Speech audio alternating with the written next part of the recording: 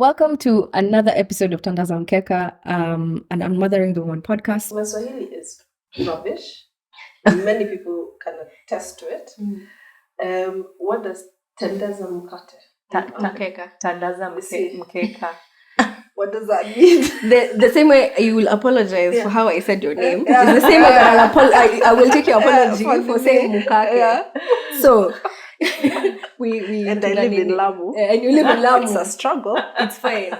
So Tandaza Mkeka is a very simple concept. Yeah. We are in the Swahili community. When you are going to sit somewhere to eat, you're told to either Tandaza Ajamvi or Tandaza Mkeka. I'm with you. So that you sit and gather Community. to eat, to talk, to do whatever it is. Yeah. So basically, I am asking you to sit on my mat. Love it. Let's gather, let's have a conversation, and let's just have the best time.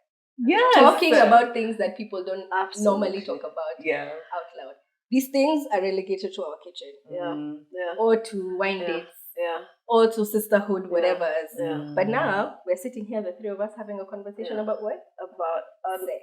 that. Ooh, yeah. Yeah? Mm-hmm. Bring it. So, in fact, let me even push my paper down.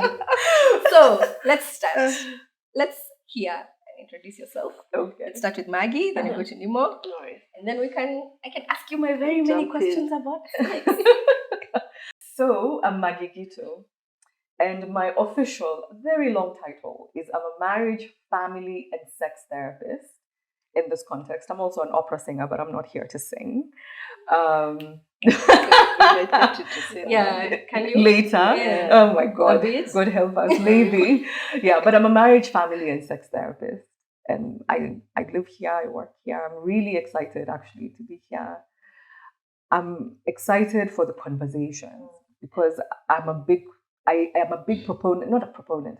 I believe very strongly that evil thrives in secret and bad things thrive in secret. And conversely, growth, goodness, love, joy, connection, community come from opening, letting the light in. Let's just see what's there so we know what to do about it, if anything. Yeah. So thanks for inviting me. Very welcome, and I'm very happy to have you. We are discussing how far we've come with our hair, so we will talk about that a bit later. Because sisterhood is important. Right, But let's put that in another box. Nimo. So I'm Nimo Gidahu. I trained as a psychiatric nurse. My specialty is with kids, but coming to Kenya and mental health with kids at the time I came was very touchy. I mean, we're already not discussing mental health for adults. So me coming and talking about I work with kids between the ages of 3 and people are like, no. And how long? No, we don't. How long ago was this? My goodness, in October. It's going to be 12 years. I've been back. Okay. Yeah, Okay. yeah. So And I'm it was also a new. yoga teacher. It was very It was. And I'm also a yoga teacher. Yes. In Lamu. In Lamu, but Beautiful in Lamu. Nairobi as well. I do yoga nidra classes. Oh, yeah? I do, yeah. And I have a podcast. Different vibes with Nemo. Oh, Absolutely. And We'll that's share the me links in with us and we'll put them on the episode as well. Definitely will. That's me in a nutshell. Beautiful ladies. Awesome conversation. I love the work that you've been doing, Maggie. Sex therapy, as in, I don't even think how intense therapy is. Then you want me to go and talk about intimacy and sex on top of that. On top of that. And I'm thinking in my mind, no. I'm not going to go sit there and talk about my sex life. Tana with my husband there or whatever it is, or partner, and they were just there talking about what you like and what. That's what I imagine sex therapy to be. That you're sitting there, or another level of we are in bed together and you're showing us positions. I'm imagining that's what. This is like a lot of people think I do that. The kinder ones. Yes, like you're in boudoir and you're like, don't put your leg there, don't put your hand there, don't do that. That's what I imagine sex therapy to be. And I imagine other people think the same. They do. So let me just put a foundation as to what we want to talk about today. Yeah. So Unmothering the Woman, like I was telling you earlier, is basically a platform, a safe space for women who are mothers or who may not be mothers or trying to be mothers or, on their journey towards motherhood. It's basically a safe space to let them know that it's okay to say or want to reclaim your womanhood back. unmother yourself from things that either patriarchy or the society or government has told you have no choice to do. So a lot of these women are in their own cocoons of feeling. If you're a first-time mom, you don't know how to navigate this journey. If you're a fifth-time mom, there are things that happen in your body that you still don't understand today. You might be having your fifth child and going through menopause. Bro, that is not even, or you might be 25 and have 5 kids. There's so many things that women navigate towards that Unmothering is providing a safe space for. So one of the things that has always been on my mind has been sex, intimacy, sexual pleasure after giving birth. What does that look like in terms of, so you're there. I'll give you my own experience. You're there. You've just had a baby. You're being told many things about breastfeeding. Maybe your milk has not come in. Maybe, and then when you come back home, there's also other children. After 6 weeks, your husband is there. What's up? Daktari, I was about to say, Daktari amesema 6 weeks. 6 weeks. Is up. What is that? What does that look like for a woman? And how do they navigate through those things? And then there's also that other added aspect. Your period checks in. Pop, 6 weeks. So I think it was you that I was telling that during that period, I hated the way I smelled. My breast milk used to make me feel icky. I used to feel so It can smell like smelly. cheese. Yes. Sometimes it smells like Yeah. you work out the smelliest cheese. So and you're not trying cheddar. to be intimate with your child or whatever that looks like. And then this other thing is trying to happen and you're like, no. So I want us to discuss, to put that into context. Like, what does sexual intimacy look like postpartum? And you can share your experience, Nemo, as a mom yourself. Yeah. So for me, I had a C-section, elective C-section. And I guess I was fortunate enough that the father of the child was back in Nairobi, so I didn't have to navigate that. Absolutely. I didn't have to, 6 weeks are over, time is up. I didn't have to navigate that.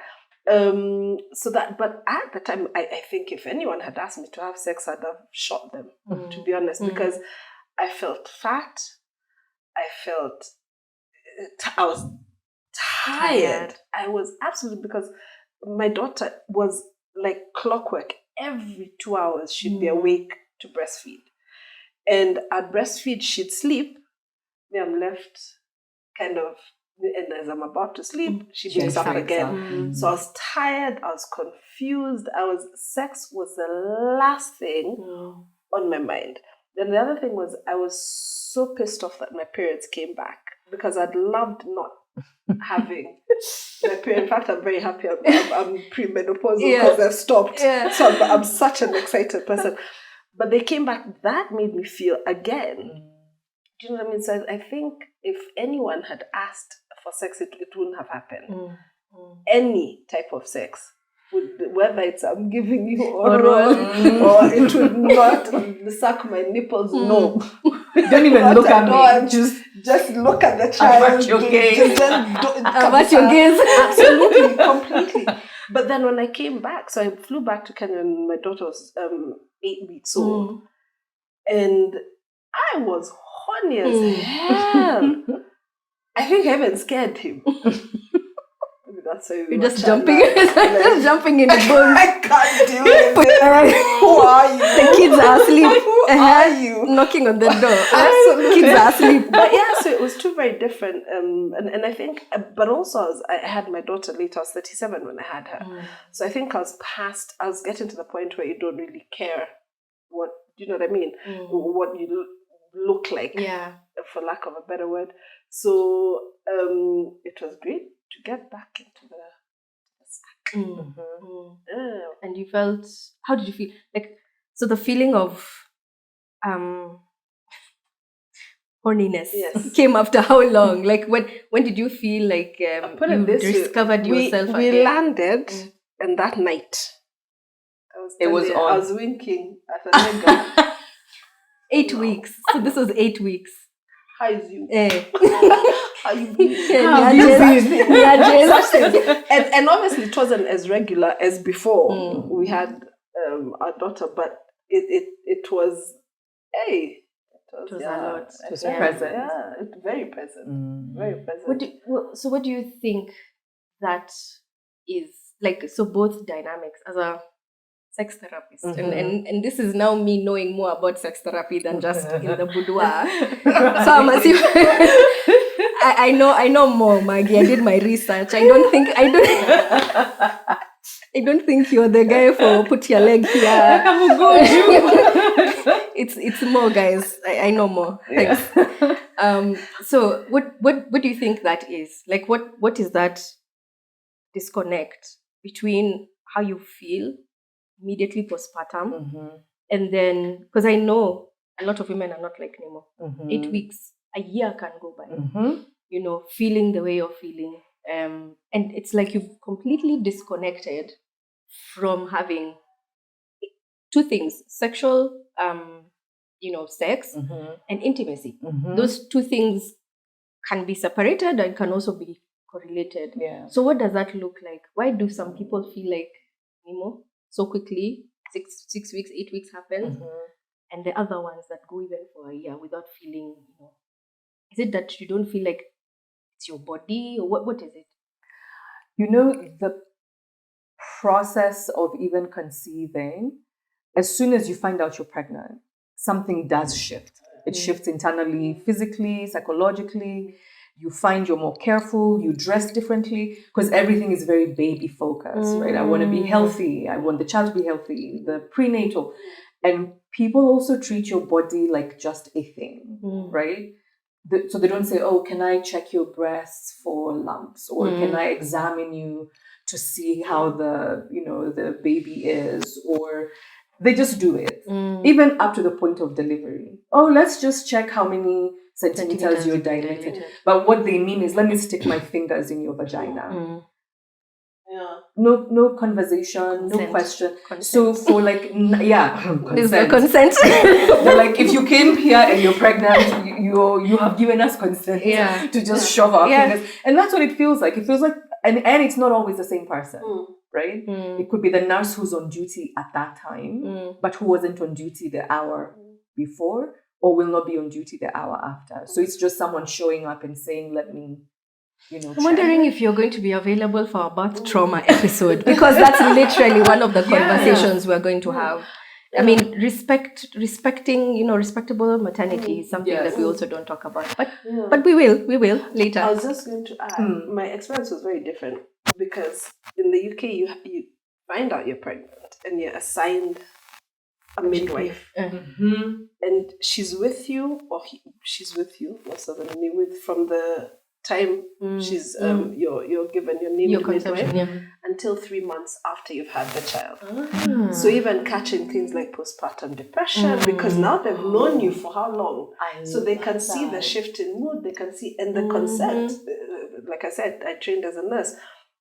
You can be charged for assault if you do not ask for permission, even to take a temperature or even the pulse. You have to seek consent, and it's 1-1, class 1-1. Yeah. So kind of that finger shoving and sijui nini, they will tell you exactly what they're doing. Is it okay if explain? I'm just gonna warm my hands, or you're gonna feel cold, or you're gonna. So at every step of the way, what's happening. When I came to Kenya and heard that, I was like, what the. We are traumatized. We are understaffed, we are underpaid systemically, even beyond the individual level. We are so overwhelmed. Work-wise, the fact that we live in a country that doesn't have good working systems. Because when I've had gynas from outside the country, they say, okay, Maggie, can you scoot forward? And then, you scoot and say, oh, scoot again. And now put your foot here and here. You're going to feel my hand on your left thigh. It's going to be cold, or it's just my hand, or I've put lube. So literally how pediatricians treat children. Yeah, they really, and they do actually explain everything. Even after they say, I'm inserting my fingers, for you'd think, okay, they're probably checking something. They actually tell you, I'm just pressing to feel for any cysts. I'm just pressing to feel if the baby this. But that's the aspirational care. The care we have is by humans who are exhausted, underpaid, underappreciated, etc. So I was just saying that when the minute a woman says I'm pregnant, or a doctor says to a woman you're pregnant, they cease to exist as a human being, and it becomes baby, everything baby. Take these vitamins for baby. Your family, whether they're supportive or not, it's around the baby. Right? And without recognizing it, your humanity itself begins to disappear. Because even you get in on baby, right? And then 6 weeks after delivery, you're supposed to be back to hearken the call of sex. You've what is sex? You've forgotten it. And then also when you treat it just like a body, you kind of forget yourself that you're a human being. You're not just a stork to carry a baby and deliver, right? Like you're a whole life. And then also because we live in a capitalistic system globally, it generally in Kenya as well, it means that the societal systems that were typically in place to care for the woman, to care for the mother, they're not there. They're not there anymore. So it's your husband sometimes who has to wash your bloody underwear. How sexy is that? It's your partner sometimes who's absent, doesn't want the pregnancy, or got sent off to out the country for work, or doesn't get paternity leave, right? So he comes and he's exhausted, and you've been listening to a crying baby all the time. How sexy is that? And then as a woman, especially if you're breastfeeding, but also in general, because you're attached to the child usually, and even if you're not, the child is attached to you.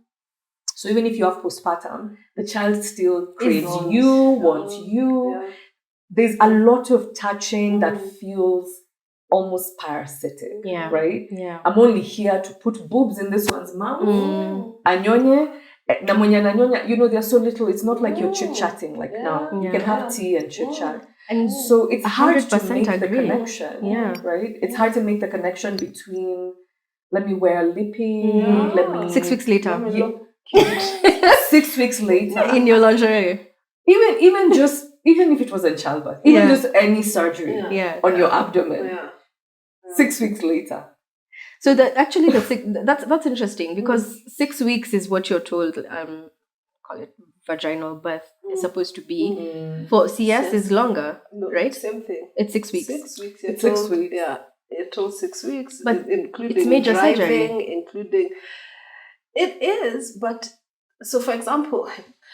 In England, it's not major surgery. I'm like, it is major surgery. It's not considered major surgery. You know, like here, where they literally remove things from your stomach and then put it back. But immediately after in fact, after I breastfed her, I was told, now start walking. You need to make your way to the bathroom and take your first poop. And whatever you're going to do go and do in the bathroom. That's up to you.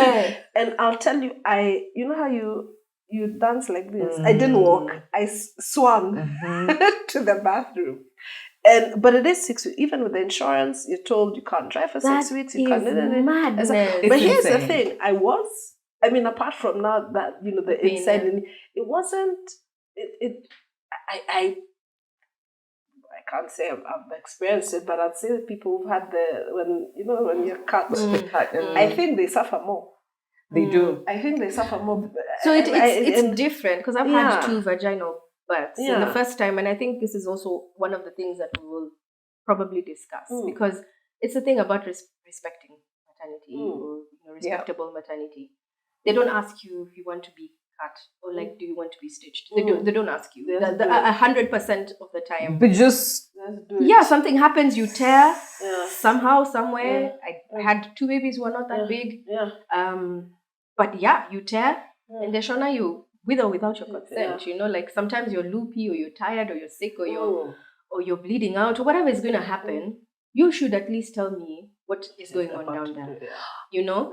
So I just most of the time, because doesn't happen. So they just sew you. Yeah. You have to be stitched, and so but no conversation about what's happening down there. Most of the time, no. Remember, I was a first-time mom. Things were happening to my body. Child has popped out. you've torn from here to your whatever, and they stitch you up. And then they send you home and they tell you, make sure you sit on a sitz bath for God knows how long until you heal. So that first time when you wake up to go to the toilet, that first poop is going to kill you because you're bloody. It's very it's traumatic. Honestly, you're bloody, you're poopy, you're everything is not okay. I knew that they stitch you. I knew they cut you because apparently you don't have to tear be cut on yourself. Like what I haven't had a biological child, but what I had heard was that if they let you rip yourself, it's harder for you to heal. So it's easier for them to cut you so that they can stitch you at it properly. No, but I had no idea that they don't explain to you, Amina, in while you were giving birth, we ended up having to do this. So when you go home. I'm horrified. And by the way, the first poop needs to be on your... Because I've had several abdominal surgeries. Yeah. Anybody who tells me, oh, I'm having surgery, even if I don't know you, I will give you the poop discussion. Yeah. No, I'm the poop expert. Because if they are the prayers the Lord has had over the years, it is I love you forever if you just please let me poop in peace. When we're talking about the kind of mental preparation that you should have, and I said that we're going to discuss that in an actual different episode called birth trauma. And I'll tell you why. I feel like we also need to talk about how traumatic birth is before we even start talking about postpartum. Yeah. So when I had my second child, as opposed to my first one, I both carried my children fairly okay. I had hypergravimemesis, that one for vomiting throughout. During my first. During my first, I was very young, was a first-time mom, newly married. I had so many challenges. My life was but the child herself was fine and growing and happy. I was stick thin. It was a very challenging time for me, but the pregnancy was fine. So I did a normal birth, delivery, it was fine. The experience in the hospital was also very awesome. It was, I went to Nairobi Hospital, shout out Nairobi Hospital. They know how to treat a new mom. And there was it's like old school maternity. My mom had me in Nairobi Hospital. So they've done this for a really long time. So the second time along, I had more knowledge in my brain. I didn't have, and this is the thing that we talk about in terms of how things change when you're older versus younger. So less money, less knowledge, more money, more knowledge. So you have choice in your bag. You have things that you know that shouldn't be done. And I was also doing sexual reproductive health where I was working. So I was noticing things. I was like, you shouldn't talk to me like that. So the experience for me was very different. I had my second child. The nurse would come and ask, "Uko sawa?" I had my it was a normal delivery. Next to me was a lady who had given birth via cesarean, and she was in so much pain.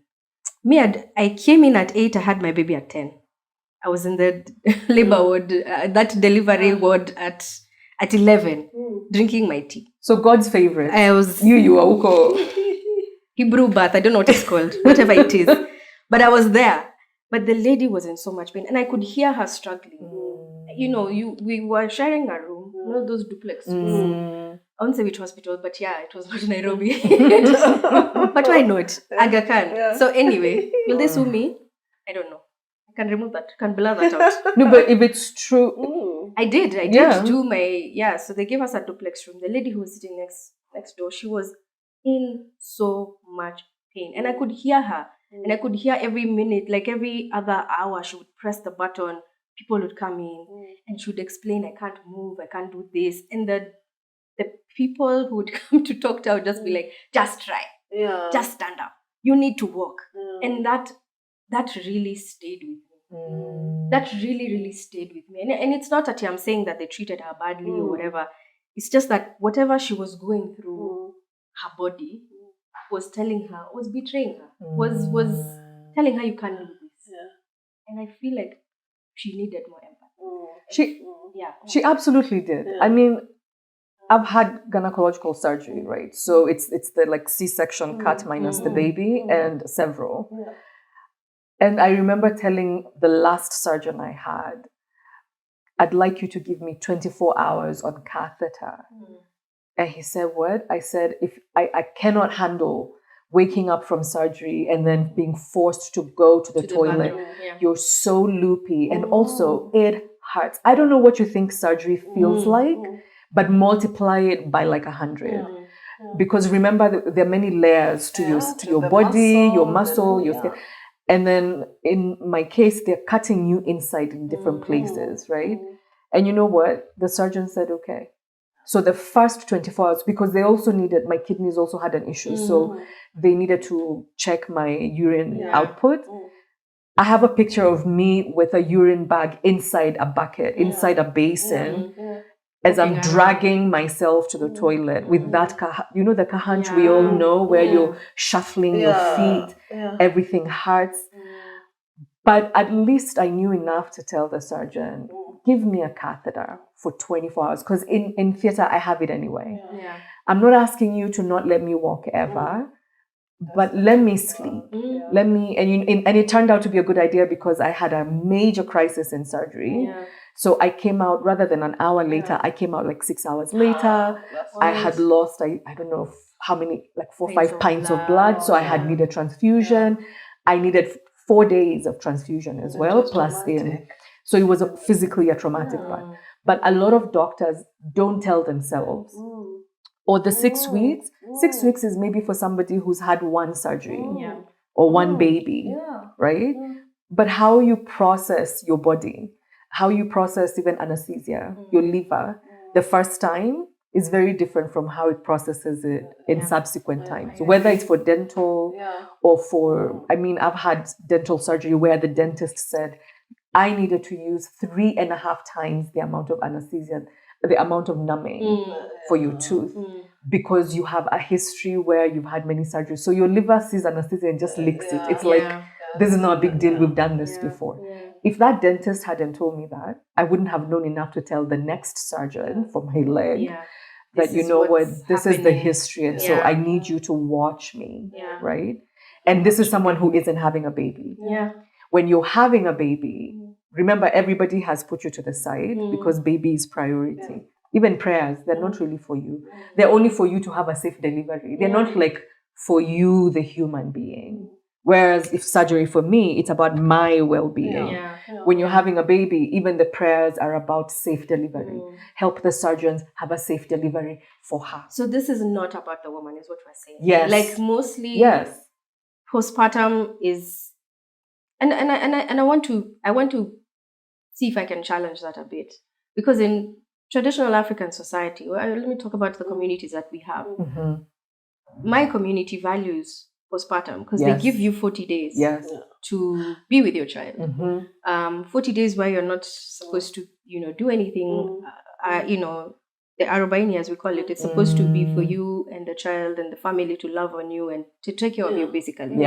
So if you are living not in a capitalistic society and you're living at home in shags or whatever, you'd have many, many women coming to care for you and look after you and rub your feet and rub your belly and funga your stomach, and things like that. And take the baby. And take the baby and let you sleep. For those 40 days, and then you're not, come out of 40 days and you're, I don't know how rested you would be, but I'm assuming that you'd have help.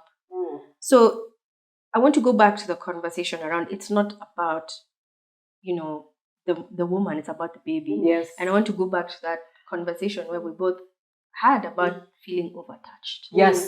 So what does that look like? Tell me more about that, because I want to understand what that is. The biggest thing is the absence of consent, because you're essentially told directly and indirectly that this is what we're going to do. And a lot of healthcare providers, unfortunately, because of exhaustion or whatever, they just don't view empathy for the woman as a critical part of the care, right? And so when people are touching you without consent, you almost feel like the minute your partner, male or female, because some people are, lesbian couples who've had a baby and they want to have sex. but you feel as if, can people please stop touching me? Because sex is also stated societally as a right. Mpe haki yake. Even in a patriarchal society, if you tell the elders, I want to leave him because he doesn't have sex with me, there's no discussion. He's on the wrong. They don't even defend him. Yeah. They tell him this is wrong. She has Sex the is right for to have babies. sex. She has the right to etc. Right? So sex is like haki ya mtu. Yeah. Right? Yeah. It's your right.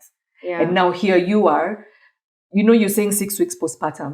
It's only 6 weeks of not being pregnant. Postpartum makes it sound very fancy. All it means it's 6 weeks of the thing that everyone focused on being inside you to being outside of you. You're still a secondary thought. Exactly. Because, and we had structures in place as Africans, and we still do, thankfully, to a certain extent. To a certain extent. But capitalism and westernization, individualistic perspectives have fractured that. Fractured that to the point that it isn't our pleasure anymore to care for a new mom. It's an obligation. Oh my God, I had a baby. I need to run for a baby shower before I go for coffee with you. Do you know what I mean? Yeah. It's like a by the way. Yeah. So if you're disconnected, you're not going to want to get touched. Exactly. But also, I want to hear your perspective because being overtouched also means being overtouched by baby. Now, I was thinking about that when you're talking. Mine came much later where I'd said, I'm going to breastfeed till she's 2 years old. The whole... breast is best. Breast is absolutely. And also, I think I also had, like I'd said to you, my parents separated when I was quite young and my father was a primary carer. And one of my biggest fears was, what if I'm like my mom who didn't want to have children and I don't connect with this being. And so anytime I had that thought of, what the hell am I doing? Why did I have a baby? I'd think, shit, I'm becoming my mom or I don't want the baby or I don't. But I think for me, the breastfeeding, it came to a point, because I think also we're co-sharing the bed. And so for her, the boob was just there even at night. Do you know what I mean? And it became a habit. She'd turn and just like delivery. And not sucking, just put it in the display. Yeah. And that wakes me up. And so I think I started resenting the fact that I had to breastfeed. I had to move her out of the room because it was getting to a point where it was starting to become resentment of, I want the boob, or I want, or even the idea of her looking at my tits. I'm like, oh hell no! Avert your gaze. Avert your gaze. I don't want to look at. Interesting. And so of course we didn't do the 2 years. I think I got to a year and 6 months or something, and that was that. But that for me was, it was a struggle because also then, the stuff we're told as mothers. When we're not unmothering, when we're being told you have to be like this, you have to be caring, as a mother, you're this. The thought that I'm not going to breastfeed this child until was me starting to think I'm a bad mother. And the minute those negative thoughts start coming, it can be downhill because every little thing you'll criticize. If the child says, I don't want to eat, or if the child doesn't want to feed, maybe I didn't feed right, or maybe I'm not giving the right, or I'm a bad mother, I don't know how to feed. And here's the thing, a lot of kids are just little demons. And so you'll see a kid agreeing to be fed by someone else. Exactly. So the nanny comes and tells you, likula vizuri sana. And you're like, what do you mean amekula? So then you start thinking, there's something really wrong with me as a woman and as a man. Not even as a man, now you can't even as a woman. There's something terribly wrong. I was very lucky to have an amazing support system. And the number of them are going to be your guests. One of the things Bugo, who we are going to have later, said to me was, a child won't starve if there's food in the house. And for me, that was so powerful because in my mind, you have to eat breakfast, then you have to have tea, and then you have to have... And when you think about it, even as an adult, we get full and we skip. And we don't die. No. Do you know what I mean? And that was such a game changer for me because then I realized, hey, I don't have to breastfeed till 2. I can stop. Fed is You know best. those I conversations can where give this child your food. auntie comes and says, Yes. so mpatie formula. Mtoto hajashiba, mpatie uji. Right. Mpatie And this. she refused formula. Yeah. She absolutely refused formula. She wanted breast, and from breast she went to food. Do you know what I mean? Yeah. She went to mushy food. The soft food the and that's soft food. it. And then at 6, so I've got a picture of her with a chicken wing. I think she was 6 months.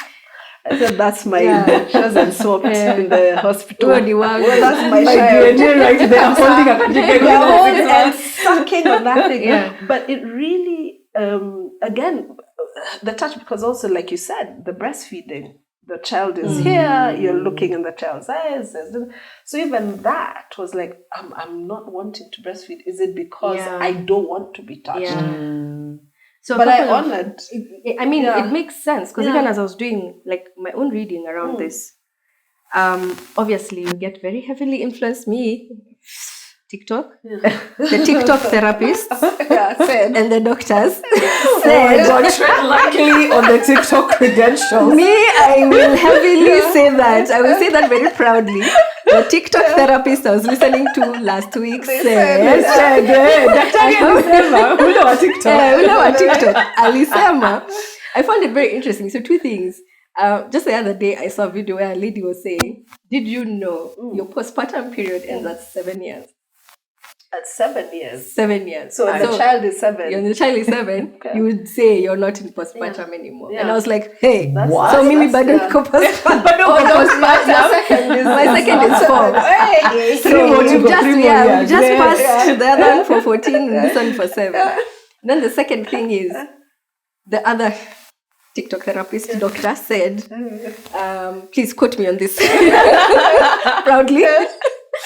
It was interesting because I was reading some articles, like actual research articles, and then also listening to some other, because once you get into that deep dark hole, you will hear a bunch of things and a lot of people saying, you should be doing this, you should be doing that. But one of the things that this lady said was that she has never looked at her breasts as sexual things. The lunch boxes. Yes, to her, they've just gone out of fashion. Yeah. Like Nikama, we can do everything else, but this means nothing. This means nothing. Like the touching and the whatever. So it occurred to me, and I was like, what's that about? Like what are we doing? Yeah, why are we doing Why are we this? like this as women? Yeah. Because once you start viewing yourself as lunchboxes, like you said, or you feel overtouched, the intimacy goes away. Absolutely. So what are some of the strategies or the things that we can say to bring back positive sexual? To bring the sexy back, to bring the sexual positive. So this is one of them.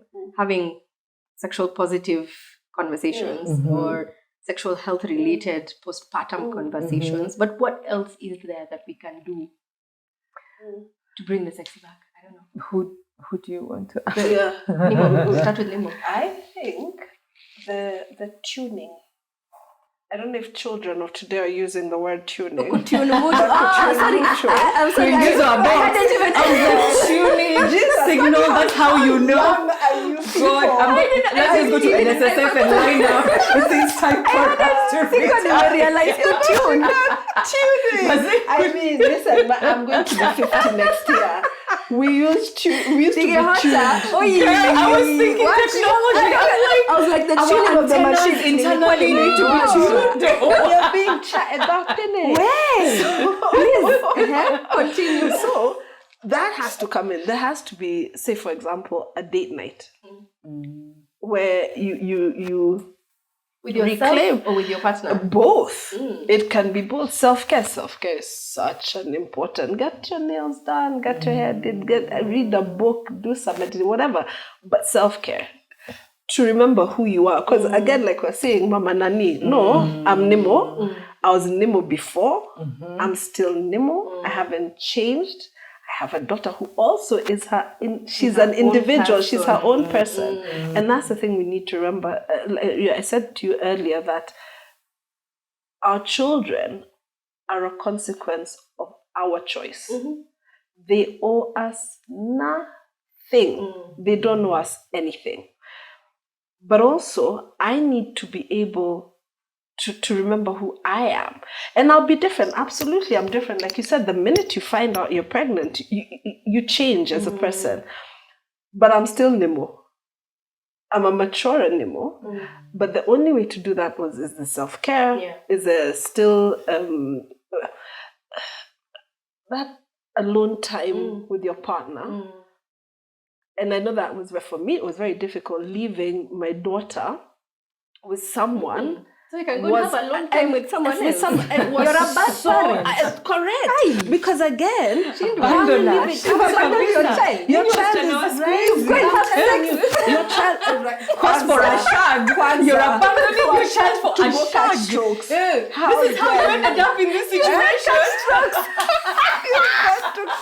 Go catch strokes. That's what you want to do. What got you here in the first place is what you have gone to do again. Your child, you irresponsible mother. Finish. This is the first episode. We're going to call it to catch strokes. Done. Catching strokes. Catching strokes. Catching strokes. But absolutely, you have to make time. You have to make time. Because apart from that, I think it will also make you a better parent. Because there's a conversations of, okay, so we are here now.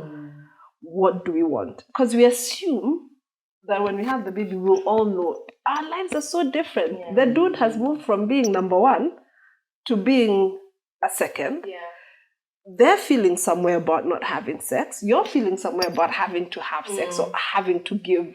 Do you know what I mean? So it's so important. Self-care, it's so important. Date night or date whatever, even if it's like an hour or even half an hour in the car or whatever. But just have that alone time to reconnect, to ground yourself. When you connect with yourself. And I think it makes you a better parent when you know who you are and what you want. I think I went through that. Sorry, Magela Chance. I was just going to say, I went through that whole thing of I'm a bad parent.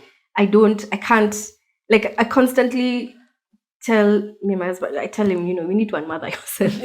And I think that I told my nanny from Jump, like, one of the things that I usually tell her, please do not call me unless it's an emergency. Because the minute you will call me, I will assume there's something burning. Very wrong. There's something wrong. Because I work from home. So when I leave the house and you're calling me, I just know apana. Kuna kitu mbaya. I told her, there's another parent in the house.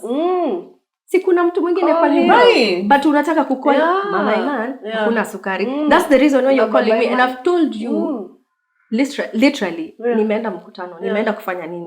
But you've called me 6 times. You have to think through how to remove those things. And I wanted to also veer it towards society's expectations, gendered expectations, where you are the mother of this child. That child depends on you until 6 months. 6 weeks, 6 months. 6 years. 6 years. I said 6 months and it's past. Postpartum is now 7 years. 7 years. So if you've not unmothered yourself, if you've not had alone time, if you've not figured out how to maneuver, leaving your child to go and catch strokes, sijui utaishi maisha gani for the next 7 years if you're still in postpartum. So that's all I wanted to say. So answer that. I think that's actually a really important point to recognize that, yes, your child depends on you and relies on you. And just yesterday, I said to my doctor, who I work with, no mother, no baby. And he actually paused and looked at me and he said, oh my God, you're right. I said, yeah, we always put baby first, but there is no baby without a mother. Without, like, you cannot be a good mom to your baby if you're not good to yourself, right? What I was going to say to the previous question about how do we make the connection back to yourself, I think, first of all, the disconnect, I would say first perspective, the disconnect is not a negative thing so much as it is a necessary thing, right? Everything in life, everything that has life in it grows. Even this conversation, where we are now is not where we started an hour ago. An hour ago, some of us were late and apologetic. An hour later, we are chilling and talking and having tea, right? And creating greater intimacy. The process of bringing life into the world, even for animals, it requires like a slowing down, a hibernation, a coming kind of, covering and caring and whatever. And therefore sex sometimes is deprioritized because this takes, in that moment, in that season, takes priority. So look at it as a normal part of mothering, right? That it's normal for me to feel disconnected because I have been, rightfully so, very focused on this other child, right? Okay. And then everything that has life in it grows, correct? You are a thing that has life, right? If we all buried our phones in the sand, after 20 years, they'll be the same size, same length, same width, same everything, because they don't have life. We are the ones who put life in the devices. You yourself, you may say, I'm still the same person. You're not. But you've gone through a change. There's been a huge change. Your hormones also, as soon as you conceive, your body begins to produce what's needed from your thyroid producing that right level of hormones to etc, folic acid you're taking.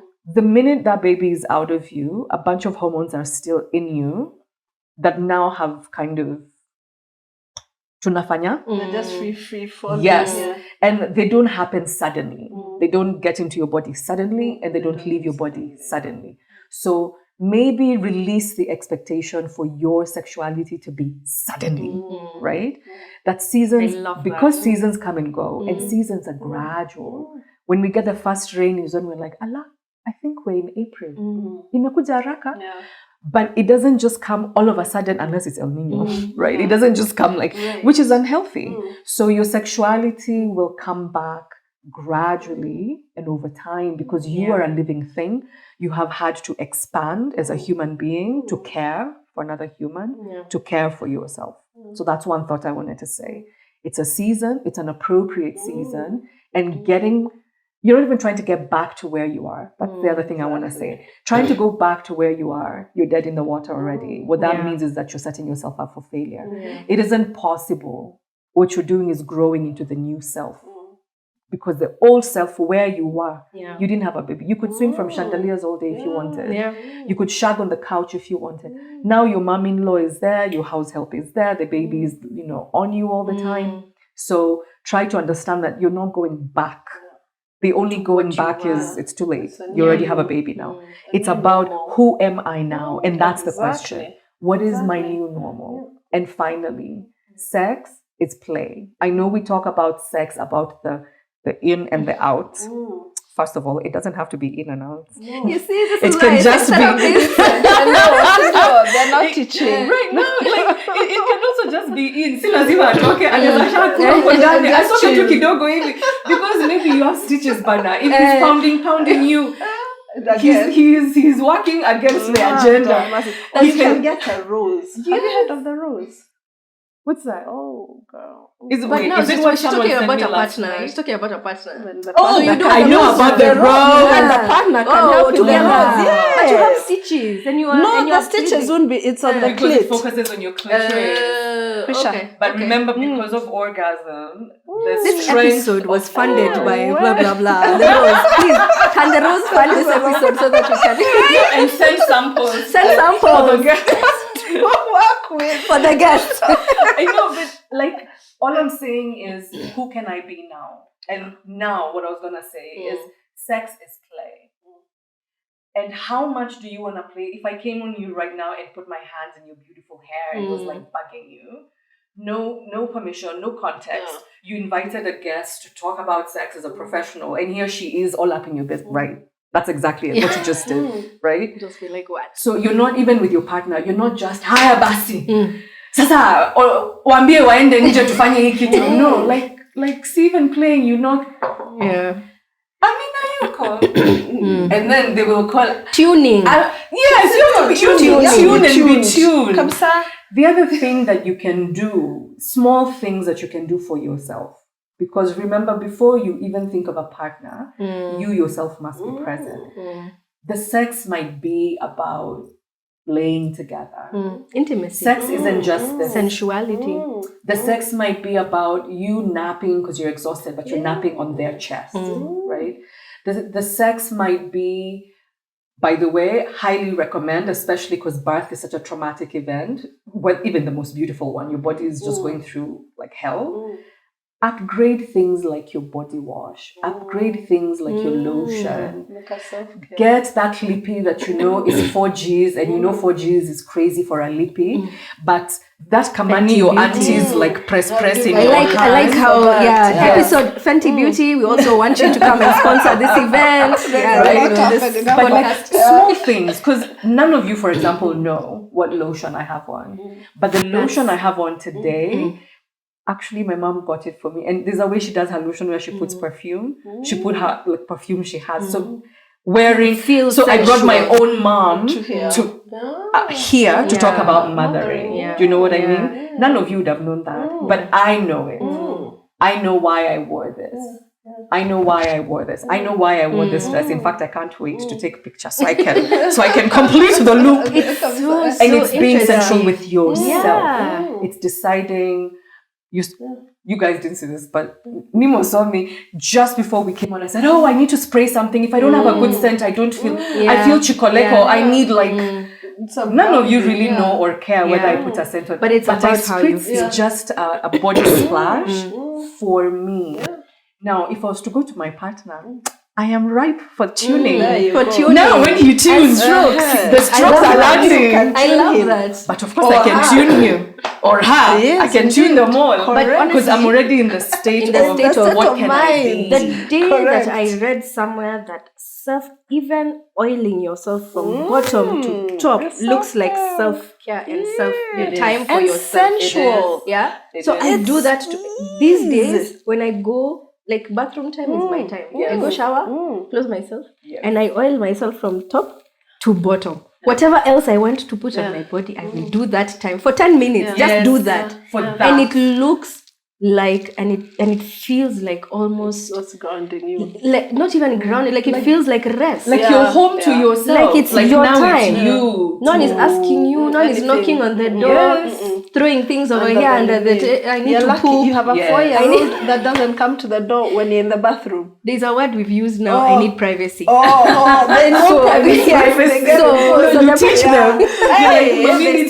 There's teaching. There's another show that I saw, and it's like the mom said to the boy, I need privacy. So he wrote privacy and then gave her. And then he continued standing there. But I love you so take much. Take your privacy. Which is like, on paper. But we try at least, because when she goes to the bathroom, we close the door and tell her that's your privacy. You know? So at least when you want to get dressed, I want privacy. Yes. When you want to, so at least it's very, very important. But the thing that I was thinking about while you were talking is how privileged we are. Speak on it. Yeah. How privileged, and I can't not have that conversation about privilege, because other people have, when watching Unmothering the Woman episodes, they're like, you don't talk about the woman who lives in the rural areas, the person who lives in informal settlements, because that sex postpartum for them doesn't look like what Shell's looks like. It's not 6 weeks. Yes. You don't have help. Your mother-in-law won't come to help you. She'll come to help with the baby. Mm-hmm. So while she's holding the baby, she's expecting you to go and work and do other things. Yeah. So I feel like we need to address that. Yes. And how can we address that? Yeah. I'm a big believer in starting where you are with what you have. Yeah. Right? Whether the person is the wealthiest or middle class or not, like they're on the lower end of the socioeconomic scale, when they want to rest, they're more or less doing the same thing in a different environment. All of them are probably going to sit down and not either watch TV or not watch anything or read a newspaper or listen to the radio, but there's a sense of I'm sitting and I'm doing something different from usual. What does that mean? It means that for us talking about upgrading our body wash and our body splash and body lotion, it's because that's where we are. There are women that will go to Dubai for the 40 days. Yes? Yeah. We can't go, but we can do the 400 bob lotion, right? Rather than the 200 bob one. Down there, maybe things like milk are a luxury. So when you can, if you can, it's about doing the extra thing for yourself. It might mean spending that 50 bob or 60 bob to buy milk. Ukunywe maziwa tu kwa glass. Kama unataka skari na hauna, ukunywe tu maziwa useme, I have the milk, I don't have the sugar. It might mean having milky tea once that week because your neighbor kind of felt, Amina had a baby, Nimo had a baby, let me give her some milk ya mtoto. You know what I mean? So it's not the thing itself. Personally, I'd love to, relax in Paris. But it's the act of rest. Yes. And rest is political. And Did it's you know that? looking, it is. Yeah. It is. There's actually entire groups set up about resting is a ministry. I think they call themselves the NAP ministry. Yeah. So when I say, the whole point I'm trying to make is we are privileged, and so we are speaking from our lens, and yet we are less privileged than others and also more privileged than others. Yeah. And even those in the lower end of the socioeconomic scale are less privileged in some ways and more privileged in others. For example, you may find they have better community. You may find that the person who had the baby gets more women popping in to do her dishes, or more men carrying her 20 gallons of water, or the butcher next door saying, pelekea these bones to Mama Nani so she can have soup. Whereas us, the privileged, don't have. Yeah. Do you know what I mean? You're in your own little... Yes. So lean into whatever privilege you have. That's the point. Lean into whatever pleasure you can get. One of my favorite things I tell my clients is pleasure for pleasure's sake. Pleasure for pleasure's sake. Not milk so I can produce breast milk. Not uji so I can... Not njahe, no. Sometimes it's about just having tea with 2 spoons of sugar instead of 1 because in that moment it makes you like a child happy, right? So for those women, I want to encourage them to know. Don't put your eyes up on what you don't have. Put your eyes out to what you do have and try to see how much of that you can access. Yeah. Because some of what you have, some of their veggies cost less than what we buy. They have access to fresher meat, some of them, because kichinjio ni hapo kwao, right? They buy it at a lower rate. They have a greater sense of community. This is how people on the lower end of the scale manage to live and educate. Don't you ever wonder about that? Yeah. How did my mom raise us on a teacher's salary? Because 10 it would of us. be, 10 of them would come together and you have, one mom, 10 kids, go play in that house. Yeah. So the 9 moms can work. And then on Sunday, we will take this one and that mother. Boss wake si mzuri anafanya kazi Sunday. So whatever privileges you have, at whatever class you have them. Yeah. Not force them. What's already there? Yeah. What's already there? Yeah. The sex question is harder because we know the less education, the less socioeconomically strong you are, the fewer opportunities for self-actualization. Yeah. But I know that there are a ton of conversations happening right now in terms of sexual and reproductive health. And I appreciate some of them, like basically teach people how to, have bigger gaps in your, and you have to have that conversation with both the woman and the woman. Yeah. Just explaining to them, having a gap of 2 or 3 years saves you more money. Having 3 kids instead of 8 will save you more money in the long run, and having those conversations.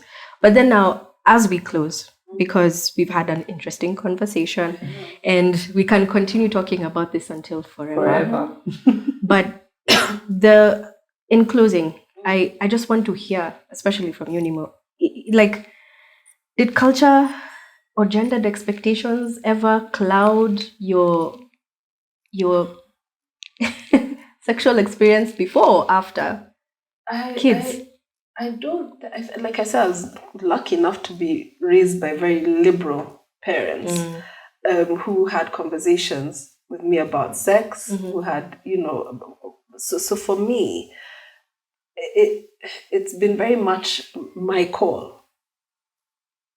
Does that make sense? Yeah, it does. It's been very much my call. And culture, I don't think has ever featured in our family because, like I say, my parents separated in 78. My dad was a single father at that time. He was our primary care. So we've never really done cultural or, do you know what I mean? When my daughter was born, her father's family wanted her to cut her hair. I said, is there a reason? Will she die if we don't know? Then we're keeping it. So I've never been one for tradition, for religion. None of those things.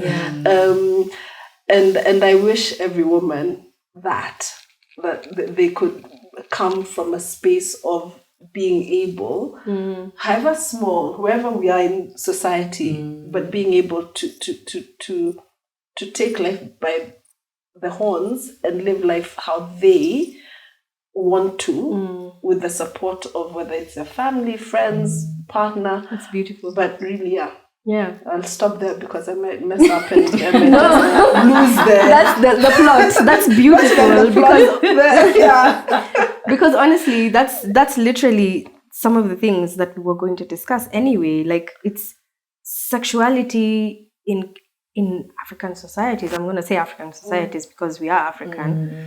Is so taboo to talk about. The topic is so multifaceted. It's so complex. But I feel like we're the ones who make it complex. Because, and I will keep talking about generational trauma because we are all in therapy because of that. Millennials, this conversation we're having about Gen Z and how we love Gen Zs because they're so open. And it's because us guys we're like this. We're in between, the 70s, pure happy babies. And then the 80s, who are our parents, literally were like, we're not going to be like those hippies. AIDS happened because of them. This happened because of them. So our children are going to be as rigid as we are and grounded. What is it? Puritan? Yes, puritanical. Those ones. Yeah. So we're trying to struggle and get out of those. So our children are more wild and free and spirited. So we've gone back to the 70s, literally. It's a cycle. Yeah. So I want us to have more of these conversations, especially postpartum, sexuality, intimacy, sensuality. The last thing from you, what would you say to a woman who has come to your office and said, Doc, honestly, Nina struggle. Yeah. What would you say? Because all of us are here and all of us are listening. So speak to that woman. They do come. And the first thing I do is some of what I've done here today is to really break it down for them to see just how much that they as human beings have been through, even to the point of delivery. Even having a safe delivery is not a guarantee, right? So it's about validating where they are.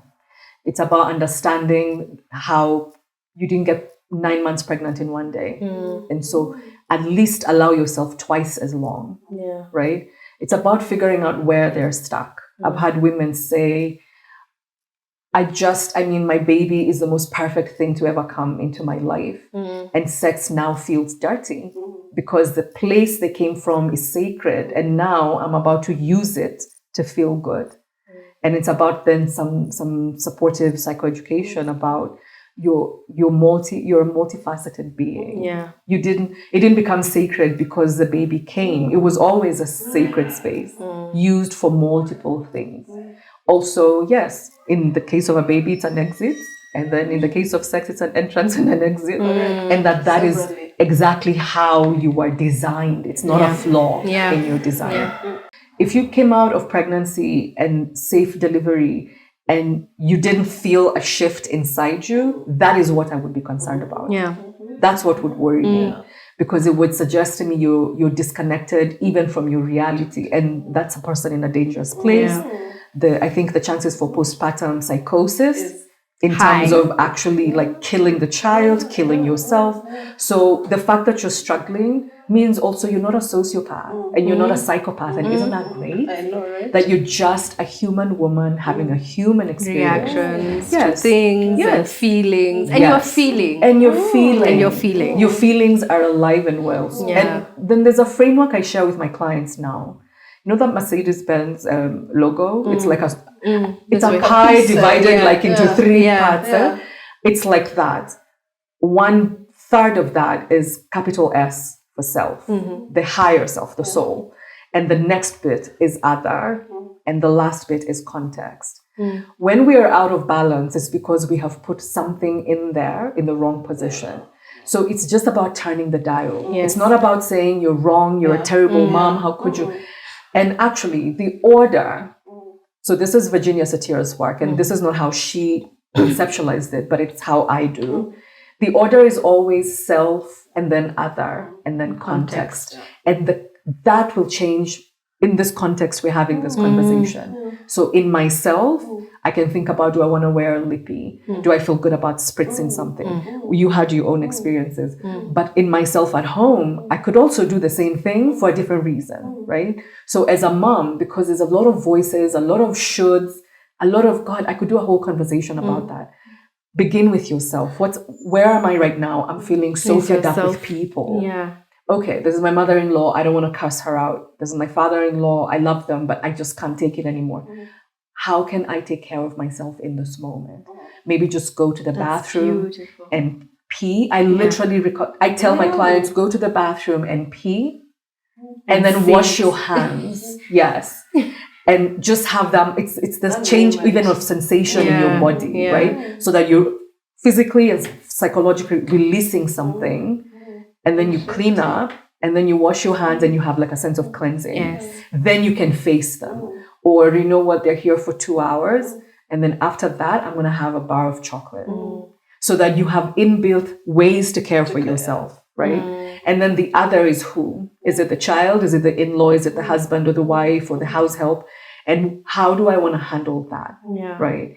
And that self in the first position. If you put self in the second position, you'll come to my office. I'm just telling you. You've not unmothered yourself. Yes. It's learning, and it's not self, it's not small self, like me, I'm just taking care of myself. It's not that. Big one. It's your soul. Yeah. What's freaking out about me right now? If one more person tells me what to do with my kid, I'm going to lose my mind. Okay. I know they mean well, but yes. That's so two things awesome. can coexist. That they do mean well, but it's driving me crazy. How can I care for myself in this moment? Not tomorrow, in 2 weeks, when they're 6 or 7 and we are officially postpartum. Dog in this spitting out moment, facts. right? And you know, in that moment, like I used to keep candy in my office when I worked in a physical office, because some sessions were heavy and I couldn't just run to Java for a coffee or to wherever. So my eclairs were saved for when I was feeling like I'm shredded. And then my hard eclair type candy, my caramels, were just for saying, it's okay. Did well. Like, You've got and then at the end, I could get now a hot dawa and go home and feel grounded. Right. So self and then other. And because then when you can context. identify what is the other, you might say, people are driving me crazy. And actually, it's just your house help asking you for sugar 6 times. Then you're able to say, look, when I'm away, I'm working. And when you call me, it sends my mind into overdrive. a panic. Yeah. Kama hakuna skari, kaeni bila skari. Kama hakuna skari, enda kwa duka ya mama Boni, nitalipa nikikuja. Pigia baba mtoto. Kama, you know what I mean? Like, by the time you call me, you better have called the president first. Like, I'm last. My friend says that all the time. Really? So self, other, and context. And when you're out of balance, don't judge yourself. Just ask, where has my dial turned and who have I put on top? Oh, my mother-in-law is coming and the house is dirty. Just knowing that is enough to say, oh, that's what's bugging you? Okay. What can you do? I completely love that. And I think I also do the same, but not that, because, therapy. That's therapy. I ask myself when I'm in a terrible situation, what don't I like about this? And I try and remove myself from that. That's the way I do it. I'm like, what? When I get agitated and I'm stressed and I'm whatever, I'm like, what don't I like about the situation? And it can be as bad as, I don't like this person, and I'll remove myself from that person. And I feel better. So and if you can't, you control what you can do. Exactly. Like I was late, I fully admit. And honestly, the Uber driver, I even said to him, I hope your next client is quiet and doesn't stress you. Because I talked that man's ear off. About how you had to get here. I'm sure he's ready to go home, right? And I kept saying, it's so unprofessional. It's so unprofessional that I'm late. I can't believe I'm... But right? What was the first thing we both told you? You need to Relax. ground yourself. Yes. Because the conversation is about us. Yes. Yeah. And unfortunately, that brings us to the end. It's been great, It's guys. been It's been brilliant. awesome. I've loved having the both of you here. I hope you will be able to stay. At least we can have the next conversation or whatever that looks like. But just for this episode, I absolutely had a brilliant time. I hope you guys did too. Absolutely. Yes. Absolutely. Yes, It's been thanks for brilliant. having Asante us. for X. Yeah. And Right. when we have our next episodes, tafadhalini, please. We still need expert voices. We still need. What did you call yourself? A psychotherapist? Voice at A psychiatric A nurse psychiatric and nurse, psychotherapist. Yes, a yoga psychotherapist. teacher. And yoga teacher, I mean, and like- mother, and lamu lover, and strokes lover. I love that. Tuna. There's so many things. I love Nemo. So thank you so And much. I love how she said, and I want this for other women, because I was like, girl, I want this for me too. Like, Thanks, guys.